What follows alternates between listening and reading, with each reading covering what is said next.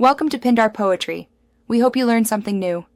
You start by confirming domain control and choosing a CA. This matters because validation type affects steps. Generate a private key now. RSA 2048 or EXA is standard, and produce a CSR containing your exact common name and SAN. Once done, secure that private key with strict file permissions and offline backup. Losing it means reissuing the cert. Make sure the CSR fields match your intended host names so the CA won't reject the request. You submit the CSR to your chosen CA or run an Acme client to automate the process. This is where the CA verifies your control. Choose validation. HTTP 01 places a file on your web root, DNS 01 requires a TXT record and handles wildcards, and email confirms ownership via a control inbox.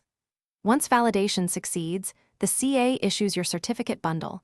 Download the Leaf Cert, intermediate chain, and any root references so you can build a complete chain on your server.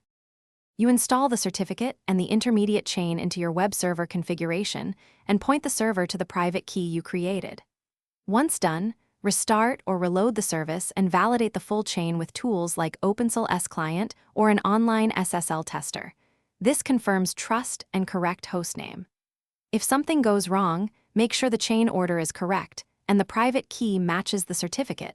Mismatches force reissue, whereas permissions or missing intermediates are quick fixes.